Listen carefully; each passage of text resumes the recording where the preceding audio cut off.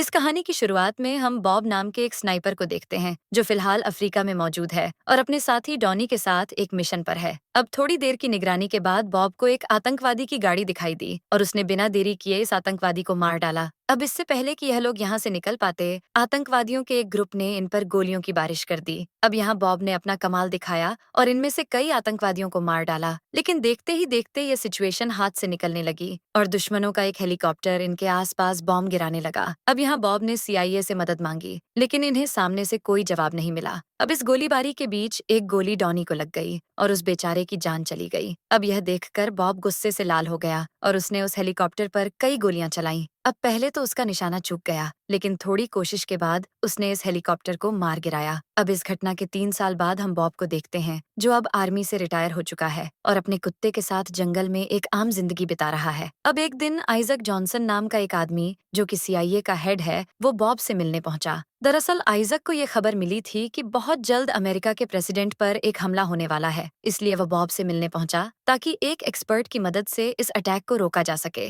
दरअसल बॉब का काम यह था कि वो प्रेसिडेंट को मारने के लिए अलग अलग प्लान्स बनाए ताकि आइजक और उसकी टीम आने वाली हर चुनौती के लिए पहले से तैयार रहे। अब पहले तो बॉब ने इस काम के लिए मना कर दिया क्योंकि अब वो रिटायर हो चुका है और वो उस पुरानी जिंदगी में वापस नहीं जाना चाहता। लेकिन जब आइजक ने उसे मामले की गंभीरता समझाई तो बॉब भी इस काम के लिए तैयार हो गया। अब जाने से पहले आइजक ने बॉब को सारी जानकारी दी और उसे अगले हफ्ते वॉशिंगटन बुलाया। अब एक हफ्ते बाद बॉब वॉशिंगटन DC पहुंचा, जहां प्रेसिडेंट अपनी स्पीच देने वाले थे। अब कई दिनों की रिसर्च के बाद बॉब ने आइजक को बताया कि प्रेसिडेंट पर हमला फिलाडेल्फिया में होगा। अब यहाँ आइजक ने उसका शुक्रिया अदा किया और उसे प्रेसिडेंट के स्पीच वाले दिन भी आने को कहा। अब ऐसे ही दिन गुजरते गए और बहुत जल्द वो दिन आ गया जब प्रेसिडेंट पूरे देश के सामने स्पीच देने वाले थे। इधर बॉब आइजक के साथ एक रूम में पहुंचा जहां से वह पूरे शहर को देख सकते थे। अब यहाँ बॉब की मुलाकात माइकल सोर नाम के एक आदमी से हुई, जो कि आइजक की टीम का एक हिस्सा था और प्रेसिडेंट की सिक्योरिटी में इसका एक बहुत ही मेजर रोल था। अब जैसे ही प्रेसिडेंट स्पीच देने के लिए स्टेज पर चढ़े तो बॉब ने सभी को बताया कि प्रेसिडेंट पर हमला करने का ये सबसे अच्छा मौका है, इसलिए हमें जल्द से जल्द उन्हें स्टेज से नीचे उतारना चाहिए। लेकिन अभी वो अपनी बात पूरी करता,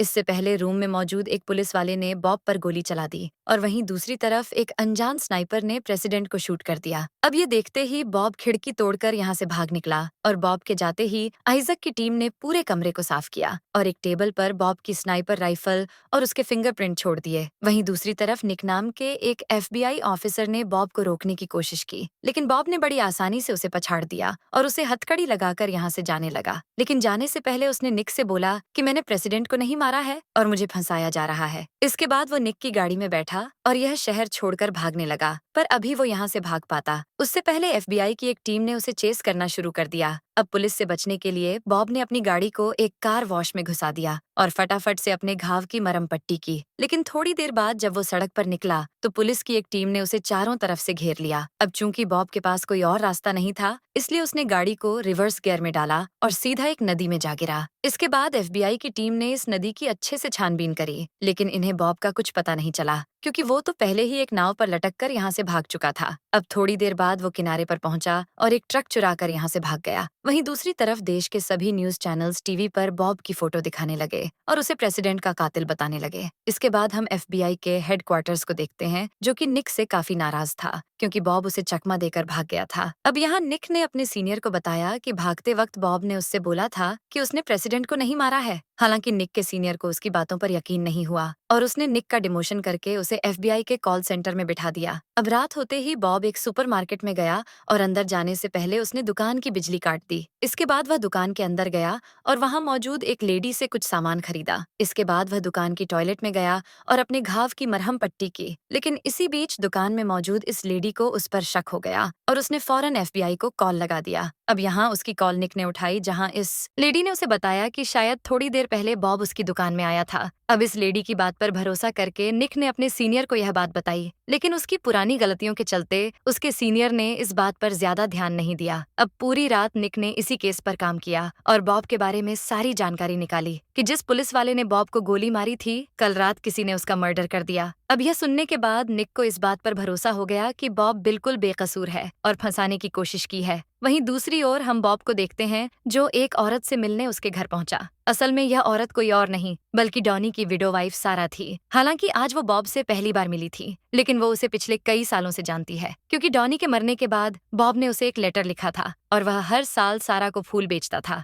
अब सारा ने भी टीवी पर बॉब के बारे में देखा था, तो सारा ने उसे अंदर आने दिया। अब अंदर आने पर सारा ने उसे बताया कि प्रेसिडेंट तो बिल्कुल ठीक है, और उस दिन वह गोली वहां मौजूद एक दूसरे देश के पॉलिटिशियन को लगी थी। वहीं दूसरी ओर हम निक को देखते हैं, जो क्राइम सीन के आसपास मौजूद सभी बिल्डिंग्स की जांच कर रहा था। इसी बीच वो एक बिल्डिंग में पहुंचा जहां उसे स्नाइपर ट्राइपॉड के निशान मिले, और यह बिल्डिंग क्राइम सीन से केवल 500 मीटर दूर थी। अब यह देखकर निक को थोड़ा अजीब लगा, क्योंकि बॉब की फाइल में उसने पढ़ा था कि बॉब एक बहुत ही बेहतरीन स्नाइपर है और वो मीलों दूर से अपने टारगेट को मार गिराता है। तो फिर केवल 500 मीटर की दूरी से निशाना कैसे चूक गया, और उसने प्रेसिडेंट के बजाय उस दूसरे पॉलिटिशियन को कैसे मार दिया। वहीं दूसरी ओर हम सारा को देखते हैं, जो पेशे से एक नर्स है और फिलहाल वो बॉब का इलाज कर रही है। अब थोड़ी देर बाद जब बॉब को होश आया तो सारा ने उसे बताया कि सरकार ने उसके डॉगी तक को मार दिया है। अब यह सुनकर बॉब को काफी दुख हुआ और उसने कसम खाई कि वह अपने नाम पर लगे इस दाग को मिटाकर रहेगा, और इस काम में केवल निक उसकी मदद कर सकता है। अब यहाँ बॉब ने एक प्लान बनाया और इस प्लान के मुताबिक सारा एक कैफे में निक से मिलने पहुंची। यहाँ सारा ने उसे पूरी बात बताई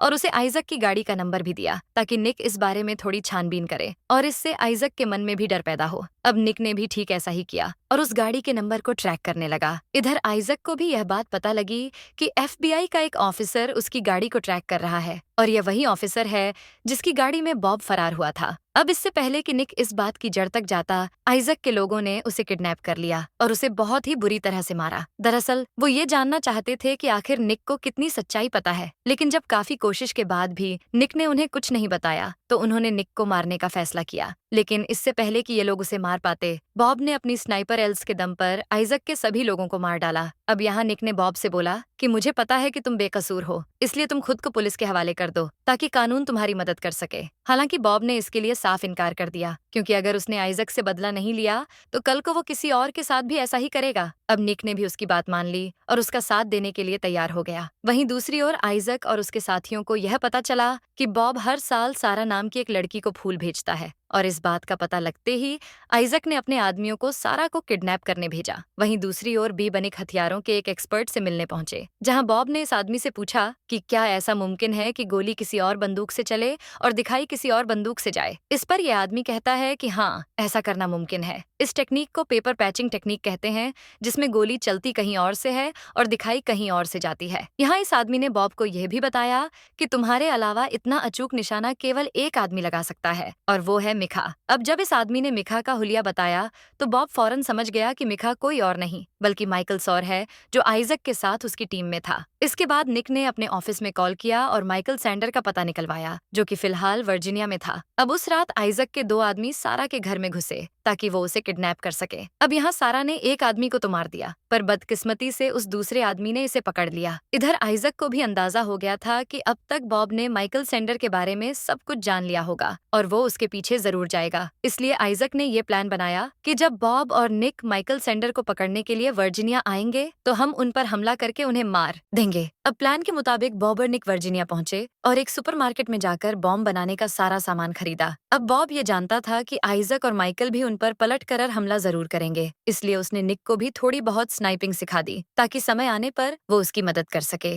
अब अगले दिन बॉब माइकल के फार्म हाउस में गया और निक दूर बैठकर उसे सभी गार्ड्स की लोकेशन बताने लगा। अब बॉब ने सभी गार्ड्स को एक एक करके खत्म किया और फार्म हाउस में जाने से पहले उसने आसपास की झाड़ियों में ढेर सारे बॉम्ब रख दिए। इसके बाद वो फार्म हाउस के अंदर गया जहां माइकल पहले से उसका इंतजार कर रहा था। यहाँ माइकल ने उसे बताया कि असल में हमारा प्लान प्रेसिडेंट को मारने का नहीं बल्कि उस दूसरे देश के नेता को मारने का था, क्योंकि उस दिन वो लोगों को उस गांव के बारे में बताने वाला था जिसे आइजक और उसकी टीम ने एक ऑनेल कंपनी के कहने पर बर्बाद कर दिया। दरअसल आज से 3 साल पहले एक बहुत बड़ी ऑनेल कंपनी को अफ्रीका के एक छोटे से गांव में अपनी पाइपलाइन बिछानी थी और इस काम के लिए उन्हें उस पूरे गांव को खाली करना था। लेकिन जब गांव वालों ने ऐसा करने से मना कर दिया तो आइजक और उसकी टीम ने गांव के सभी लोगों को मार दिया और उन्हें एक बड़े से कब्र में दफन कर दिया। अब यहाँ बॉब को पूरी बात समझ आई कि आज से 3 साल पहले जब वो अफ्रीका के उस गांव में था तब US आर्मी ने उसे और डॉनी को मरने के लिए क्यों छोड़ दिया, और अब बॉब को एहसास हुआ कि इस घोटाले में सिर्फ आइजक नहीं बल्कि इस देश के बड़े बड़े पॉलिटिशियन भी शामिल हैं। अब यह पूरी बात बताने के बाद माइकल ने खुद को गोली मार ली और ठीक उसी वक्त आइजक के लोगों ने बॉब पर हमला कर दिया। अब दूर बैठे निक ने बाहर मौजूद सभी बम्स को एक्टिवेट कर दिया और अंदर से बॉब ने आइजक के लोगों को एक एक करके मारना शुरू किया। अब इन सभी को मारने के बाद बॉब इस फार्म हाउस से बाहर निकला, पर ठीक उसी वक्त एक हेलीकॉप्टर ने उसे चेज करना शुरू कर दिया। अब चूंकि निक और बॉब इस हमले के लिए पहले से तैयार थे, इसलिए उन्होंने आइजक के लोगों का जमकर मुकाबला किया। अब जैसे ही वो हेलीकॉप्टर एक ऑयल टैंकर के ऊपर आया तो बॉब ने उस टैंकर को शूट करके उसे ब्लास्ट कर दिया और इस धमाके में वो हेलीकॉप्टर भी जलकर राख हो गया। इसके बाद हम आइजक और उसके साथियों को देखते हैं जिनकी टेंशन अब बढ़ती जा रही थी क्योंकि बॉब धीरे धीरे इनके करीब पहुंच रहा था। वहीं दूसरी ओर निक ने एफबीआई को कॉल करके बताया कि उसने बॉब को पकड़ लिया है। दरअसल निक ने ऐसा इसलिए किया ताकि आइजक तक की बात पहुंच जाए और वो उससे कांटेक्ट कर ले। अब इनका यह प्लान कामयाब हुआ और अगले कुछ ही मिनटों में आइजक ने निक को कॉल कर दिया। अब यहाँ बॉब ने आइजक से बात की और उसके सामने एक ऑफर रखा कि अगर उसने सारा को छोड़ दिया तो वो माइकल सॉर की उस रिकॉर्डिंग को डिलीट कर देगा जिसमें उसने बताया है कि कैसे आइजक और उसकी टीम ने एक ऑनेल कंपनी के कहने पर अफ्रीका के एक पूरे गांव को बर्बाद कर दिया। अब आइजक के पास कोई और चारा नहीं था, इसलिए वो इस डील के लिए राजी हो गया और इन दोनों ने अगले दिन एक बर्फीले पहाड़ पर मिलने का फैसला किया। अब अगले दिन आइजक अपने साथियों के साथ सारा को लेकर उस पहाड़ पर पहुंचा। तभी सामने से एक आदमी चलता हुआ इनकी तरफ आया, पर आइजक के छुपे हुए स्नाइपर ने इस आदमी को गोली मार दी। अब यहाँ आइजक को लग रहा था कि उन्होंने बॉब को मार दिया है, पर यह तो बॉब की एक चाल थी और यह आदमी कोई और नहीं बल्कि निक था, जिसने अपनी जैकेट के अंदर एक बुलेट प्रूफ मेटल लगा रखा था। अब जब आइजक के स्नाइपर ने निक के ऊपर गोली चलाई तो बॉब को स्नाइपर की लोकेशन पता लग गई और यहाँ बॉब ने एक हेडशॉट मारकर इस स्नाइपर का काम तमाम कर दिया। इसके साथ ही उसने एक गोली उस आदमी को मारी जिसने सारा का हाथ पकड़ रखा था। इधर हम एफबीआई के चीफ को देखते हैं जिसे निक का भेजा हुआ एक लेटर मिला और इस लेटर के जरिए निक ने उन्हें इस मिशन की सार जानकारी दे दी थी। अब इस लेटर को पढ़ते ही एफबीआई की टीम भी उस पहाड़ की ओर निकली ताकि अब आइजक और बॉब को गिरफ्तार कर सके। इधर उस स्नाइपर को मारने के बाद बॉब इन सब के सामने आया और यहाँ निक ने आइजक और उसके साथियों से उनके हथियार ले लिए, पर तभी सारा ने एक बंदूक लेकर उस आदमी को मार दिया क्योंकि उसने सारा को किडनैप करके उसे बहुत टॉर्चर किया था। अब यहाँ बॉब ने उसे शांत किया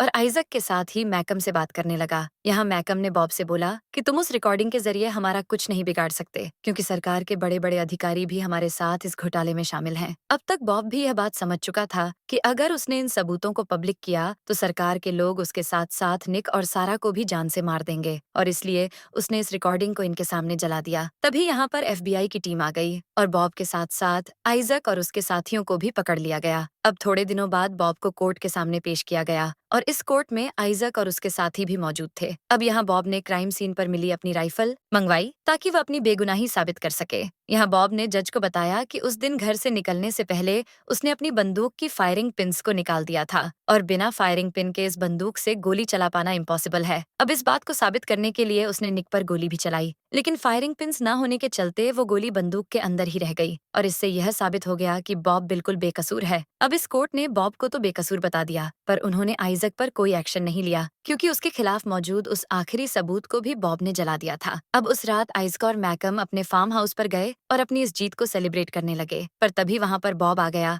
और आइजक के आदमियों को एक एक करके मारने लगा और जैसे ही आइजक खड़ा हुआ तो उसने सीने में गोली मारकर उसकी जान ले ली। इसके बाद वह घर के अंदर आया और आइजक के साथ ही मैकम को भी मार डाला। अब घर से निकलते वक्त उसने गैस पाइपलाइन में एक धमाका कर दिया ताकि उसके खिलाफ कोई सबूत न बचे। आखिरकार बॉब ने अपना बदला पूरा किया और उस गांव में मारे गए सभी लोगों को इंसाफ दिलवाया। वहीं दूसरी ओर हम सारा को देखते हैं जो फार्म हाउस के बाहर उसका इंतजार कर रही थी। इसके बाद ये दोनों यहाँ से निकल गए और एक साथ एक नई जिंदगी शुरू की। आई होप आपको आज की कहानी पसंद आई होगी। अगर आपको ये वीडियो अच्छी लगी हो तो इसे लाइक कर देना और चैनल को भी सब्सक्राइब कर देना। मिलते हैं अगली वीडियो में।